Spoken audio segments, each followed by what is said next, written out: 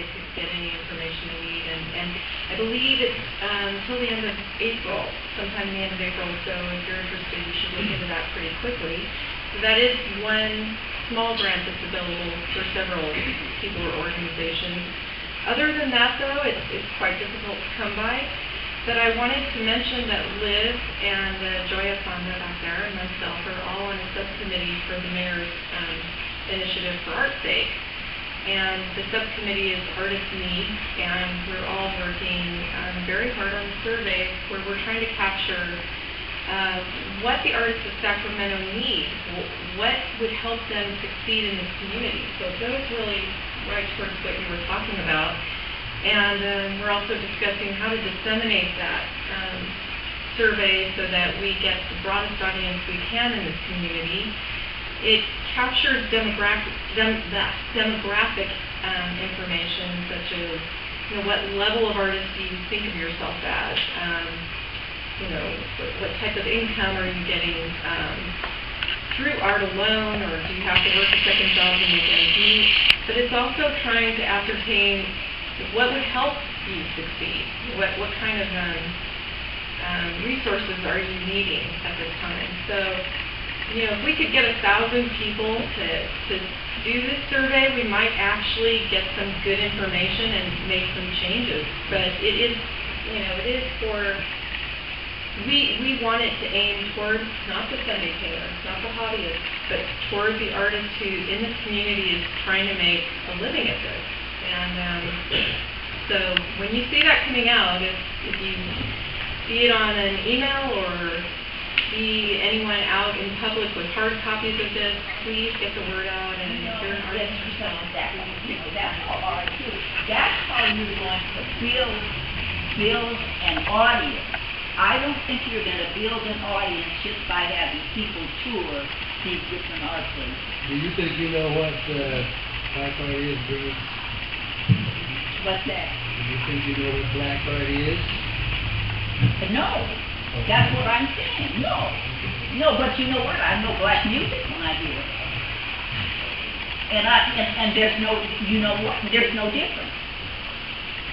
We just don't, because we... Painting and music, black music and black painting, you said there's no difference, is that what you're saying? What was the question? No, you said there's no difference. Are you talking about no difference? No, I'm just saying that I think that each ethnic group brings a particular energy to the world, or a particular message. And that is found in black art just the way it's found in black. That is found in black art just the way it is. Unless you have a black person that is trying to copy white. One caveat has to be good. Has to be good. Just because a black person did it, that's not enough. Well, that's what I was just getting ready to say. If you have somebody that's gone to school and they're trying to... Years and years of art making. So you have all of that. When you get in front of your canvas, all of that is on top of you. If you're serious, you can't just go there and just put out anything. You have all the standards are there, the canon is there. So you have to try to live up to that if you're serious. I think that whatever you are is produced, and whatever you are comes out in what you produce. Now, I'm not saying that all the art, I'm not saying that we're going to do what we do, we create, we pursue our art, and we're going to do it no matter what, in spite of all the economy, the outlook, and everything else.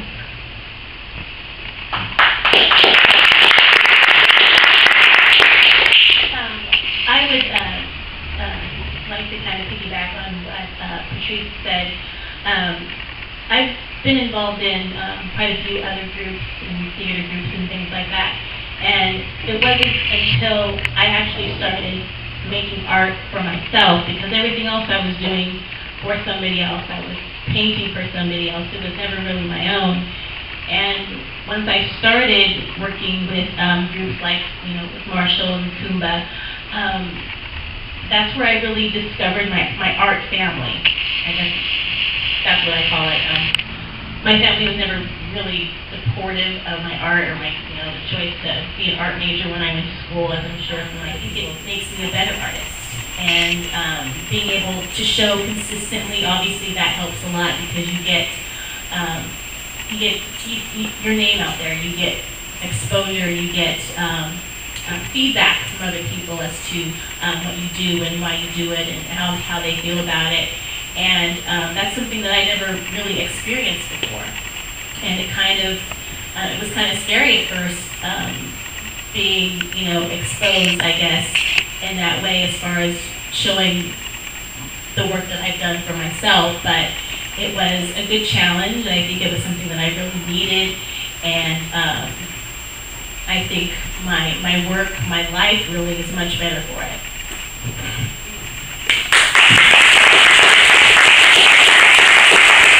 I'd like to say one thing that actually it's not on Stockton Blvd, but it's on Franklin Blvd. They have been consistently presenting challenging, high-quality art from serious career artists. They do it every month.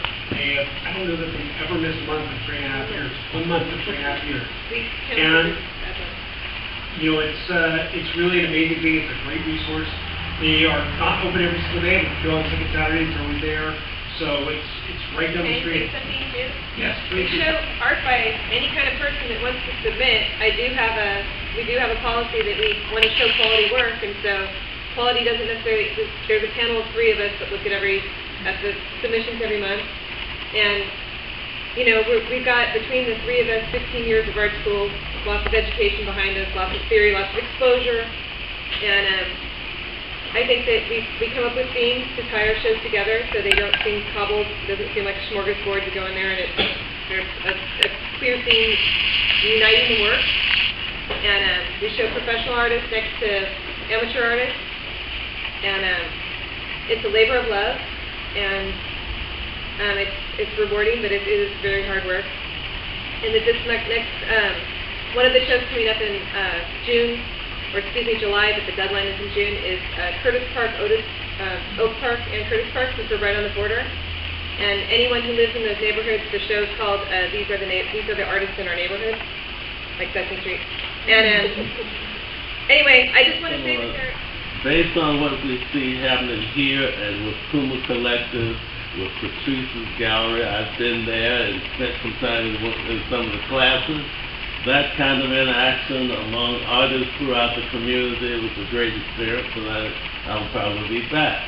And the situation whereby some of us exhibit elsewhere, that's fine. As far as the comment on critics, you're speaking of Fred Dawkins' wife, I guess, Victoria, who is a mild critic. Prior to her from Sacramento Bee, that was a guy by the name of Johnson, and he really criticized exhibits in a different sense. I don't know why he left, but Victoria is very nice in her criticism. Now, the statement about the schools and education of art. When I came here, they brought in a lot of people who were able to see art not just as the way it's done now. In the education situation, art is, though there are only 5 credits required for high school graduation, and the situation whereby art educators are dearly needed, people such as this young lady who is working with the schools.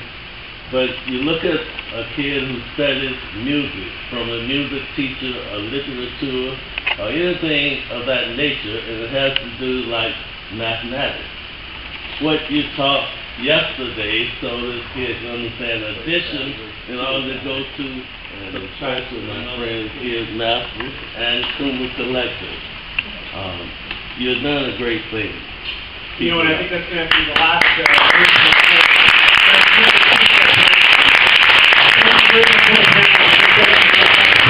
together, and we've got Gerry Simpson coming up here to speak right now. So thanks again for coming out, and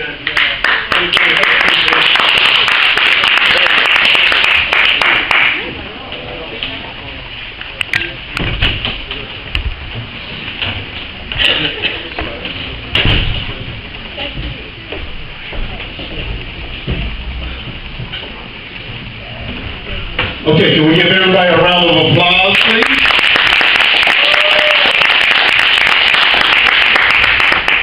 The paintings that we have up at this time is called, the exhibition is called The Neighborhood, and it's by a close friend of mine. His name is Gerry Simpson.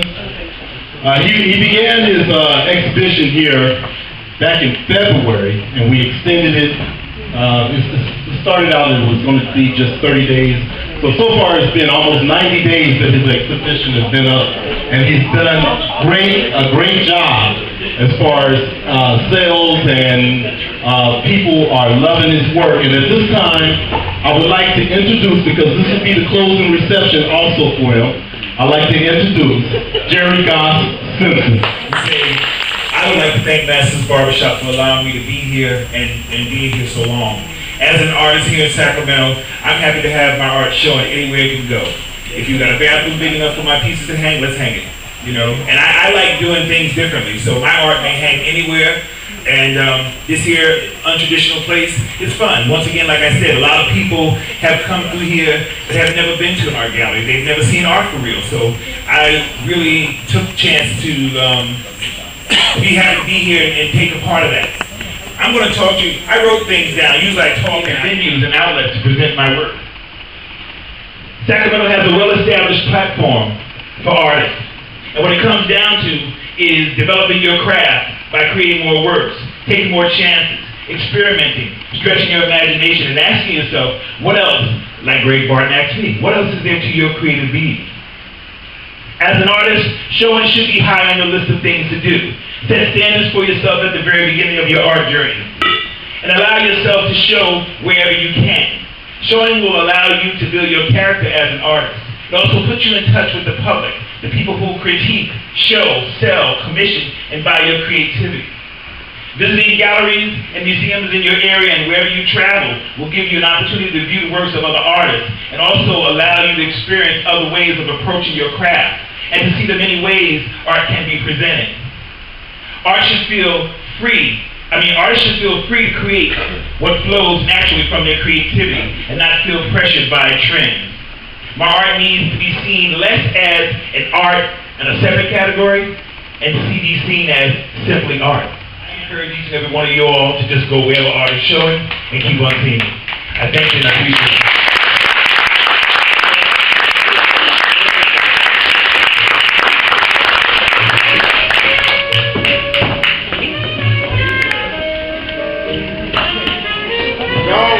That's good.